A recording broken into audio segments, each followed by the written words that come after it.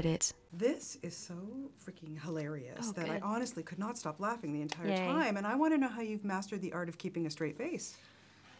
I don't know anymore. It's funny, I'm doing a play right now, and there are a lot of funny moments, and the audience laughs throughout, usually because of something my co-star's doing.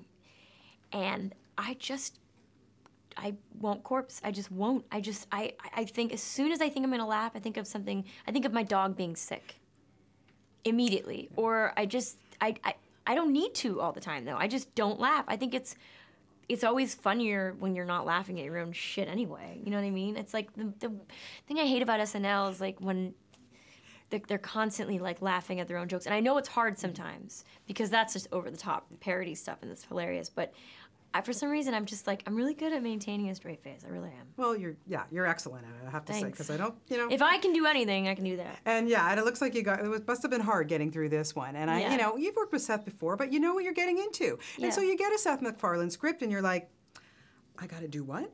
I gotta say what? Like, how do you get through that? Like, I don't know. I don't know. I trust him. I mean, he made this movie a huge hit, and there are some things that I question in general, like the scenes. I would be like, so dumb.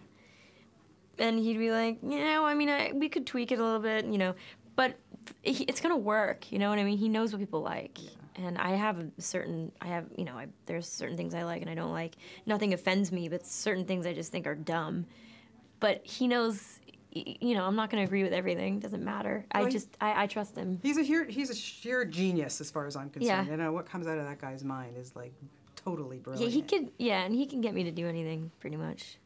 Almost anything. Good to know. Good to know. Yeah, we'll see when you're starring in his next film. I know. We'll see what you have to say. Acting opposites, nothing. You've got Ted, who we believe when we see him on screen is actually really there. I know. I'm so excited to see it because I didn't see it. Like, it's weird. It's hard. It's harder than I thought at first. I feel very, you know, somebody was like, do you feel schizophrenic all of a sudden after a while when you're like just talking to nothing? And it's like, actually, yeah, kind of. But you get used to it so quickly. And working with Mark? Oh, it's amazing. I mean, it's just like, you know, I read the script and I was like, it's going to be the three of us so much of the time, but it's really just the two of us. Mm. And Seth's voice somewhere behind some monitor somewhere, yeah, it's definitely tough. But Mark's really good at it, obviously.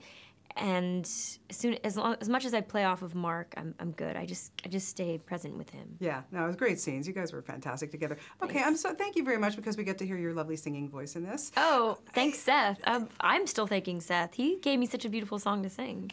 That song was beautiful. Fabulous. So when you first heard it, or did he write that song? Or tell me a little bit about it. It's beautiful. Seth wrote it with Walter Murphy, and they wrote it, I think, for Ted 1, and then they didn't end up using it, of course. And he brought it back after he hired me. He brought it back to the script, and he added it in. And I was like, really? A campfire, a guitar, so cheesy. And he was like, no, every good comedy has a song, has a ballad, and this is the catalyst to John and Samantha's first kiss. And I'm like, fine.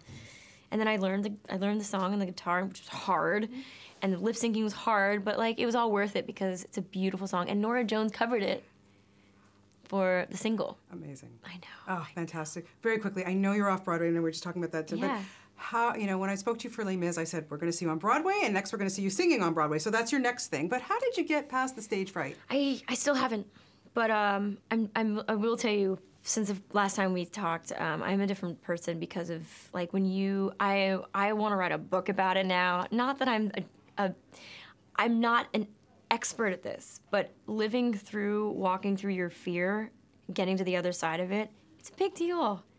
It's a big deal. And I know fear never really goes away, but, like, courage is about, my friend just reminded me of this today, like, fear is about constantly walking through your fear and again and again and again and getting to the other side and seeing that. And, like, I'm still afraid. I get back tomorrow night and I have to go back on stage for 11 more shows and I'm scared. But I've been doing it for 2 months and it's just, I'm like, every night I'm doing it and I'm having such a good time. But just because the fear's there doesn't mean you should stop your life, doesn't mean you should stay away from things.